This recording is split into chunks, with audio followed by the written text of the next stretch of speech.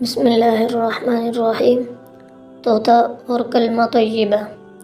مولانا رومی رحمہ اللہ نے ایک عجیب واقعہ لکھا ہے کہ ایک صاحب نے طوطا پال رکھا تھا اور اس سے بڑی محبت کرتے تھے۔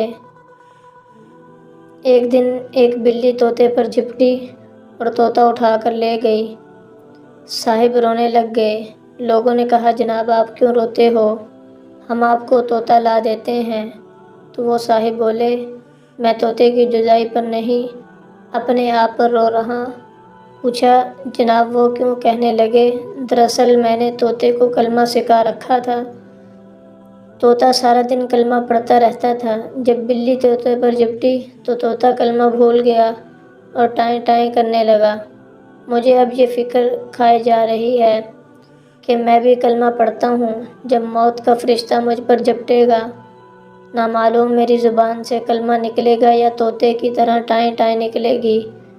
میرے عزیزو، کلمہ تو ہم لوگ بھی پڑھتے ہیں، مگر جب کوئی دکھ یا غم ہم پر جھپٹتا ہے تو ہم کلمہ بھول کر طوطے کی طرح ٹائیں ٹائیں کرنے لگ جاتے ہیں، اور اس ٹائیں ٹائیں میں یہ بھی بھول جاتے ہیں کہ اس کریم اللہ کے سوا ہمارا گزارا ہی نہیں ہے۔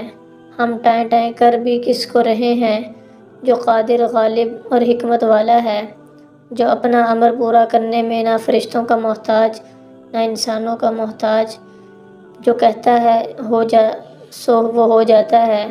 اس ذات کی پہچان یہی ہے کہ جب کسی کو اپنی رحمت کے قریب کرتا ہے تو سب سے پہلے اسے سکون قلب عطا فرماتا ہے، اور جب کسی سے ناراض ہوتا ہے تو اس کے دل سے سکون چھین لیتا ہے۔